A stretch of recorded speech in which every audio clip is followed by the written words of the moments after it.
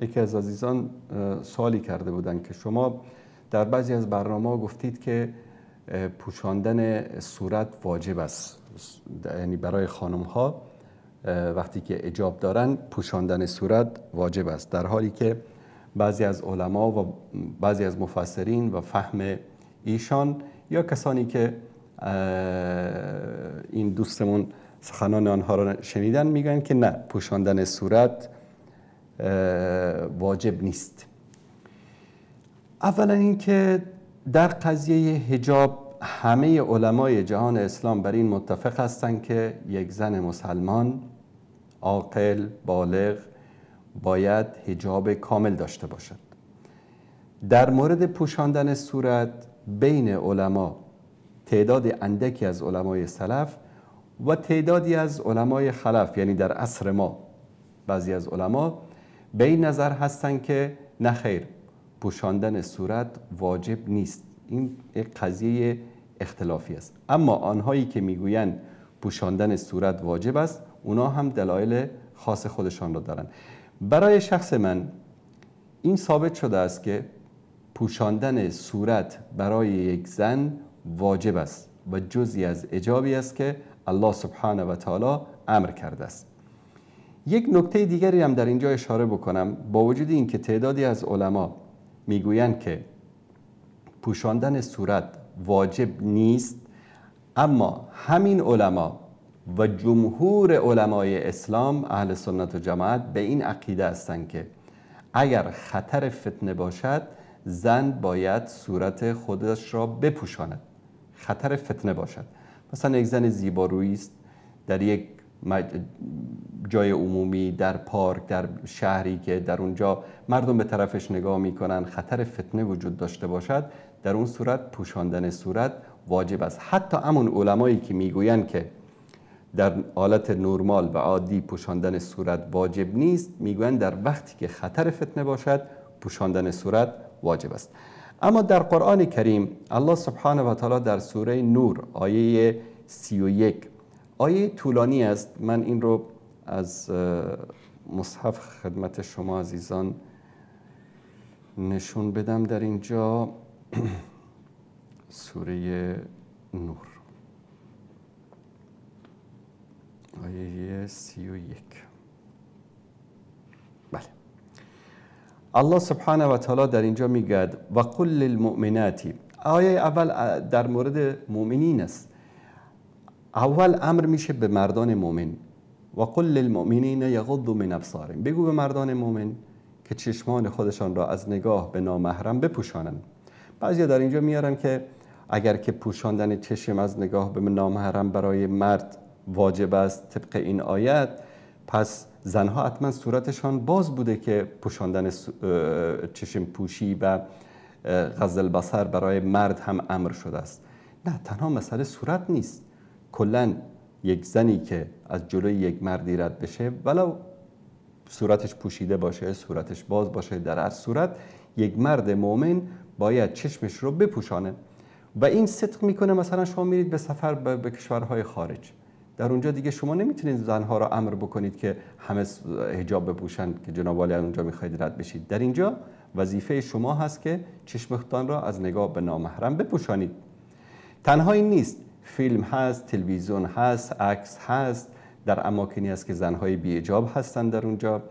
پس قرآن یک کتابی نیست که برای یک زمان و مکان و انسانهای محدود باشه، برای هر زمان و مکان است. به خاطر همین امر شده که مردها هم چشم خود را بپوشانند از نگاه به نامحرم. آیه بعدی و قل للمؤمنات یغضضن من ابصارهن و یحفظن فروجهن، و به زنان مؤمن هم امر شده که چشمان خود را از نگاه به نامحرم بپوشانند. در اینجا به این معنی نیست که طرف مقابل مرد باید صورت خودش رو بپوشانه که زن اون رو نبینه. نه، در اینجا وقتی که یک زن مسلمانی که از خانه خارج میشه، طبیعتاً چه صورتش پوشیده باشه چه صورتش باز باشه، پیش جلوی خودش رو میبینه، نگاه میکنه. پس در جایی که خطر فتنه هست، خطر گناه هست، چشمان خود را باید از نگاه به نامحرم بپوشانه. و یحفظن فروجهن، و شرمگاه خود را از حرام حفظ بکنن. ولا یبدین زینتهن الا ما ظهر منها، و زیب و زینت خود را، زیبایی های خود را آشکار نکنند الا آنچه که به شکل نرمال خودش ظاهر می شود. اختلاف علما در اینجاست که تعدادی از علما میگویند که صورت جز زینت زن نیست. اونایی که میگن که باز بودن صورت اشکالی ندارد میگن صورت جز زینت نیست. اما اکثر علمای سلف به این عقیده هستند که صورت زن جز زینت زن است. شما ببینید همه شعرا در طول تاریخ وقتی که یک زنی رو توصیف کردن، خاصا شعرایی که دیگه میدونید در وصف عشق و عاشقی و زنها و دخترها شعر گفتن، هیچ شاعری نیومده از پا و نمیدونم از اماکن دیگر یک زن تعریف کرده باشه. بیشترین تعریف و تمجید شعرا مثلا در وصف یک زن در چی بوده؟ در صورت بوده. چشمانش اینطوری است، مژه‌هاش اینطوری است، ابروهاش اینطوری است، لبش و گونه‌هاش و موهاش و از اینا تعریف کردن. شما وقتی که به خواستگاری یک نفر، مثلا مادرتون رو به خواستگاری یک نفر میفرستید، میگید که ببین که زیبا باشد، بیزیب نباشد. به قول عزیزان تاجیک میگن بیزیب نباشد. بیزیب یعنی چی؟ یعنی بد شکل، بد قواره نباشد. الان برای شما زیبایی یک زنی که میخواید از او خواستگاری بکنید، منظور از زیبایی کجاست؟ پاهاش است؟ کمرش است؟ بازوهاش است؟ نه، طبیعتا صورت است. زیبایی یک زن مختصر میشه در صورتش. اکثر کسانی که میگن فلانی زیباست منظورش این است که صورتش زیباست. به همین دلیل اینجا اختلافی که در بین علما هست در تفسیر این است ولا یبدین زینتهن، زینت خود را آشکار نکنند. پس زینت یک زن در قدم اول چی است؟ صورتش است که نباید صورت خود را آشکار بکند. رسول الله صلی الله علیه و آله و سلم در یک حدیث صحیح که بخاری و مسلم روایت کرده است می‌فرمایند که العینان تزنیان و زناهما النظر. چشمها زنا میکنن و زنای چشم چی است؟ نگاه کردن. یک مردی که نگاه میکنه به یک زن، اول به کجاش نگاه میکنه؟ به صورتش نگاه میکنه. پس صورت یک زن جز زینتی است که الله سبحانه و تعالی امر میکنه که ولا یبدین زینتهن، زینت خود را برای نامحرم آشکار نکنند. و در ادامه آیه الله سبحانه و تعالی در اینجا میفرماید ولا یبدین زینتهن الا ما ظهر منها، الا آنچه که آشکار شده است. ابن مسعود میگه آنچه که آشکار میشود گوشه ای از لباس است، قد است، چیزی است که انسان در او اختیار ندارد. ما ظهر منها نگفته ما اظهرن منها، چیزی که خودشان آشکار کردن. ما ظهر منها یعنی چیزی که به شکل نرمال خودش آشکار میشه. ولیضربن بخمورهن علی جیوبهن، و بیاندازند گوشه ای از این چادر خود را به گردنشان. ببینید این قسمت رو در الان یک طریقه‌ای که در تاجیکستان امر میکنن که زنها باید اینطوری این روسری رو میگیرن پشت سر میبندن، این دقیقاً عادتی است که در زمان مشرکین بود. زنان مشرکین روسری رو میگرفتن پشت سرشون میانداختن. الله سبحانه و تعالی در این آیه امر میکنه ولی یضربن بخمورهن، به روسری‌های خودشان رو بندازند، طوری بندازند که صورتشون و گردنشون و بالای سینهشون اینجا رو پنهان بکنه. ولا یبدین زینتهن الا، و این زینت خود را، زیب و زینت خود را، و گفتیم که صورت بزرگترین زینت است برای یک زن، آشکار نکنن الا لبعولتهن، مگر برای همسرانشان، او آبائهن، یا برای پدرانشان، او آباء بعولتهن، یا پدر شوهرشون، او ابنائهن، یا فرزندانشون، او ابناء بعولتهن، یا فرزندان همسرشون که از زن دیگرش باشه، او اخوانهن، یا برادرانشون، او بنی اخوانهن، یا برادرزادهاشون، او بنی اخواتهن، یا خواهرزادهاشون، او نسائهن، او ما ملکت ایمانهن، یا زنها و یا کنیزهایی که دارن، او التابعین غیر اولی الاربة من الرجال، یا مردهایی که کسایی که هنوز مردهایی که دیگه به سن رسیدن که دیگه رغبتی به زنها ندارن، او الطفل الذي لم يظهروا على عورات النساء، یا کودکی که دیگه نمیدونه زن و مرد چی است، هنوز مسائل جنسی براش آشکار نشده. ولا يضربن بارجلهن ليعلم ما يخفين من زینتهن. ببین اینجا این یک نکته خیلی جالب است. اینجا میگه طوری پاشون رو به زمین نزنن که در سابق مد بود، الان هم در بعضی از کشورها مثلا در هند، در افغانستان اینجاست، یک زنجیر مانندی است به پاهاشون میبندن که در وقت راه رفتن صدا میکنه و این رو میگه، این پازیب میگن در افغانستان، نمیدونم در کشورهای دیگه چی بهش میگن. این رو میگه طوری پاتون رو به زمین نزنید که این زینت پنهانی پاهاتون هم آشکار بشه. یعنی ببینید اون پا رو، پازیبی که در پا رو، اونو میگه طوری شما راه نرید که اون آشکار بشه، یعنی اون زیب و زینتی که دارید آشکار بشه. بعد چی میگن بعضیا؟ میگن نه، صورت باز باشه اما پازیبش رو پنهان بکنه. واقعا یک حرف عجیبی است. تا آخر این آیه که در این مورد الله سبحانه و تعالی میفرماید. و همچنین در مورد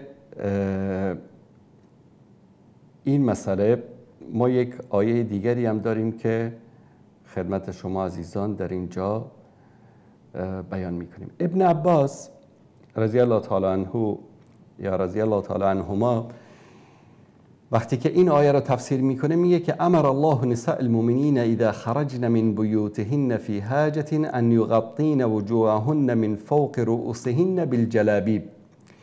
میگه که در این آیه رو الله سبحانه و تعالی امر کرده زنان مؤمن رو که وقتی که از خانه خارج میشن برای یک نیازی بپوشانند صورت خود را از بالای سر تا پایین با جلباب، یعنی یک به اصطلاح پوشش کاملی از فرق سر تا پا باشه که در تفسیر طبری جلد 19 صفحه 181 این رو ذکر کرده. آیه دیگری رو ما در قرآن کریم داریم که الله سبحانه و تعالی میفرماید که و اذا سألتموهن متاعا فاسألوهن من وراء الحجاب. وقتی که از همسران پیامبر چیزی میخواهید از پشت حجاب بخواهید. بعضی از انسان ها چی میگن در این زمانه؟ میگن که بابا شما ملا چقدر دلاتون خراب است، شما دلاتون مریض است، ما که به هر زنی به دید بد نگاه نمی کنیم، ما قلب هامون پاک است. الله سبحانه و تعالی در این آیه پاکترین زنها و پاکترین مردها رو مخاطب قرار میده که ای صحابه پیامبر وقتی از همسران پیامبر چیزی میخواهید از پشت پرده بخواهید. الان شما در این زمان آیا زنی وجود دارد که از همسران پیامبر پاکتر باشند که پاکیشان در قرآن ثابت شده؟ و آیا مردانی هستند که از اصحاب پیامبر پاکتر باشند که پاکیشان در قرآن ثابت شده؟ بعد بگید که والا دل ما پاک است، هیچ مشکلی نداره. مثلا در یک خانه طرف ازدواج کرده با همسرش زندگی میکنه، برادرش هم میاد در همان خانه سر سفره میشینن، تو خونه مینشینن، با هم حرف میزنن، میگن، میخندن، غذا میخورن، میگن دلهای ما پاک است. یعنی دلهای شما از دلهای همسران رسول الله صلی الله علیه و سلم و دلهای صحابه هم پاکتر است؟ قانون الهی برای همه است. وقتی که یک صحابی از همسر پیامبر چیزی میخواد، از یک تفسیر عجیبی از یک احمقی دیدم در یک جا چی میگه؟ این آیه فقط مختص همسران پیامبر است. پس اگر اینطوری باشه شأن و نزول آیات رو ببینید، هر آیه مخصوص یک کسی نازل شده، خلاص ما امروز به احکام قرآن عمل نکنیم چون این آیه مخصوص فلان کسی است، برای فلان شخص نازل شده. و در مورد ولا یبدین زینتهن الا ما ظهر منها در تفسیر طبری جلد 18 صفحه 94 ابن مسعود چه تفسیر میکنه؟ از زینت ظاهره ای ثیاب، میگه زینتی که ظاهر میشه چی است؟ لباس است. او لیس الوجه والکفین کما یدعی البعض. و منظور از زینت در اینجا که زینتی که آشکار میشه صورت و دو دست نیست، طوری که بعضیا این رو چیکار میکنن؟ تفسیر میکنن. حدیث دیگری در ابو داود که البانی رحمت الله علیه صحیح میدانه، حدیث ام سلمه است که میگه لما نزلت هذه الآیه یدنین علیهن من جلابیبهن، که بندازن. یدنین این خودش در اینجا جای تأمل است. یدنین چیزی که از بالا به پایین انداخته میشه. در اینجا نگفته که رو شانه های خودتان بندازید، چیزی که از بالا تا پایین انداخته میشه. یدنین علیهن من جلابیبهن، جلباب اون لباس بزرگی است که از سر تا پا بپوشانه. ام سلمه رضی الله تعالی عنها همسر رسول الله صلی الله علیه و سلم میفرمایند خرج، بعد از اینکه این آیه نازل، خرج نساء الانصار کان علی رؤوسهن غربان من السکینه و علیهن اکسیه سود یلبسونها. میگه که وقتی که این آیه نازل شد، میگه زنان انصار از خانه خارج شدن در حالی که مثل یک کیس، مثل یک خریطه ای از بالا تا پایینشون رو به رنگ سیاه یک پارچه ای رو انداخته بودن. حدیث دیگری رو داریم که اینم در ابو داود است و حدیث صحیح است. میدونید که در حج اتفاق فقها در این است که در حج زن صورتش و دستانش رو نباید بپوشانه. اگر باز بودن صورت واجب نمی بود، چرا در حج علما تاکید میکردن که صورت و دستان زنها نباید پوشانده بشه؟ الا وقتی که نامحرم از پیش روی میاد، یا الان وقتی در مسجد الحرام طواف میکنن یا در منی و در عرفات شلوغ است، مردهای نامحرم چهار دور و بر هست، در اینجا باید زنها با یک پارچه صورت خودشان را بپوشانند. این فهم صحیح و دقیق از این آیه است. دلیل چی است؟ ام المؤمنین عایشه صدیقه رضی الله تعالی عنها در این حدیث روایت میکنه که کان الرکبان یمرون بنا و نحن مع رسول الله صلی الله علیه و سلم محرمات. ما محرم بودیم، احرام داشتیم و با رسول الله صلی الله علیه و سلم در سفر حج بودیم. فاذا هذون استدلت احداهن جلبابها علی وجهها. میگه وقتی که مردها از کنار ما عبور میکردن یا روبروی ما میآمدن، یکی از ما با گوشه لباسش چیکار میکرد؟ صورت خود را میپوشاند. فاذا جاوزونا کشفنا. وقتی که رد میشدن از کنارمان، دیگه مرد نامحرم نبود، صورتمون رو باز میکردیم. این یعنی چی؟ یعنی امروز بعضیا میان میگن پوشاندن صورت واجبه. در حج در حالت احرام ام المؤمنین میگه که ما وقتی که مرد نامحرم از پیش روی ما ظاهر میشدن، صورت خودمون رو میپوشاندیم. به این معنی که پوشاندن صورت در حجاب واجب است. حدیث دیگری حدیث ابن عمر است که در رضی الله تعالی عنهما که در بخاری، حدیث شماره 1838 که میگه لا تنتقب المرأة المحرمه ولا تلبس القفازین. میگه که زن که احرام میکنه نقاب نمیزنه و دستکش نمیپوشه. خب اگر دستکش نپوشیدن و صورت باز بودن جزئی از حجاب نمی بود، واجب نمی بود، ابن عمر چرا این رو بگه؟ مشکل اینجاست که امروز با بعضیا وقتی در این مورد صحبت بکنی، میگه والا قرضاوی صاحب گفته، والا فلانی صاحب گفته، آلبانی صاحب گفته، این گفته، اون گفته. یعنی اینها رو، تو حرف اینها رو بر حرف ابن عمر، ابن مسعود، ام المؤمنین عایشه رضی الله تعالی عنهم اجمعین تو ترجیح میدی؟ یک مسئله دیگری که در اینجا وجود داره این است دوستان عزیز، که چطور امکان داره در این زمان ببینید این مشکل است و فلان است و این است و اون است. امروز خیلی از مسائل دینی وجود داره که در جامعه عام شده. ربا عام است. امروز اگر به کسی بگی سود نگیر، سود نخور، سود نده، که انو یک چیز عجیب بهش گفتی. چرا؟ همه بانک‌ها سود میدن، همه مردم سود میخورن. عام شده. بی‌حجابی هم امروز عام شده در بین مردم. این به این معنی نیست که ما احکام الهی رو تغییر بدیم. چون همه سود میگیرن، سود میدن، ما بیایم آیاتی که در مورد ربا و سود است این رو الغا بکنیم.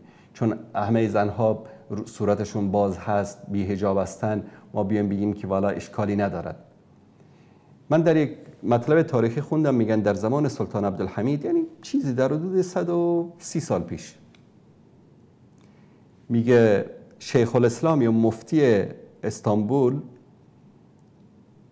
به پادشاه، به خلیفه نامه می نویسه که 2-3 تا زنی که صورتشون باز هست در استانبول ظاهر شدن و از خطر این هشدار میده به خلیفه.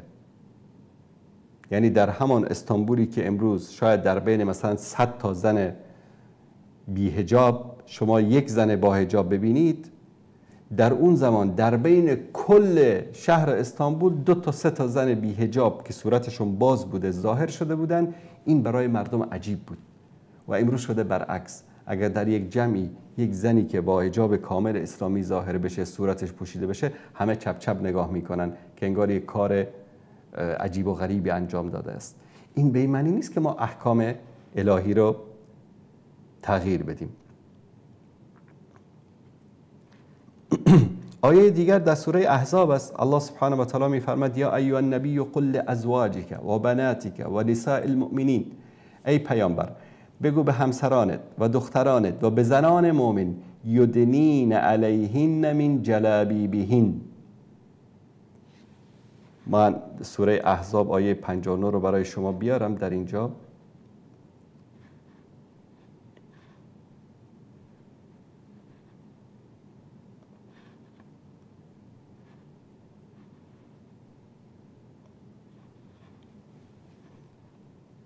این است: یا ایها النبی قل لازواجک و بناتک و نساء المؤمنین یدنین علیهن من جلابیبهن. بگو ای پیامبر، ای محمد صلی الله علیه وسلم، به همسرانت و دخترانت و زنان مؤمن بگو که چادرهای خود را بر خودشان بیاندازن. یدنین یک چیزی که از بالا به پایین انداخته میشه، من اعلا الی ادنا انداخته میشه، که با آن سر و صورت و سینه هایشان رو کاملا بپوشانند. ذلک ادنا ان یعرفن فلا یؤذین. این مناسب است تا شناخته شوند، پس مورد آزار قرار نگیرند. در احکام ملک الیمین یا کنیز اگر دیده باشین که کنیز میتونه که صورتش باز باشه، این جزء احکام متعلق به کنیز است.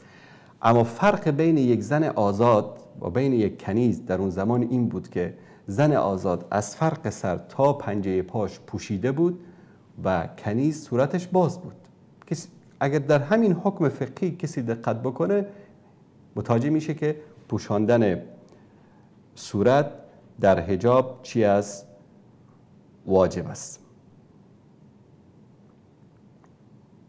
بعضی هم دلیل میارن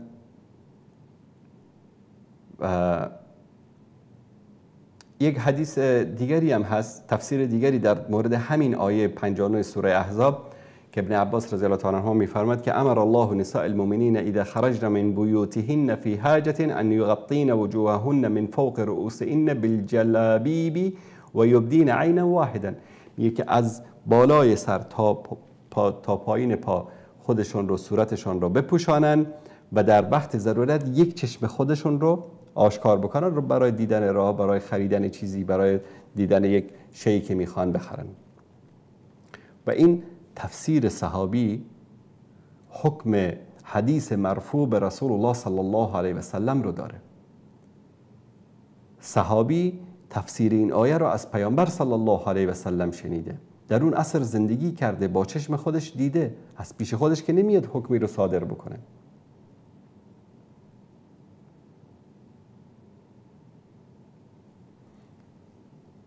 یک مسئله دیگری هم در اینجا حدیث رو برایتون بیارم. امام احمد روایت میکنه که در مسئله کسی که نامزد میشه میگه روایت شرعی که میتونید به نامزدش رو بره ببینه. روایت شرعی چی است؟ اذا خطب احدکم امرأة فلا جناح علیه ان ينظر منها اذا كان انما ينظر الیها لخطبه و ان كان للخطبه. و کسی که بخواد مثلا یک دختری رو خواستگاری بکنه، براش اجازه است که بره اون رو چیکار بکنه؟ ببینه.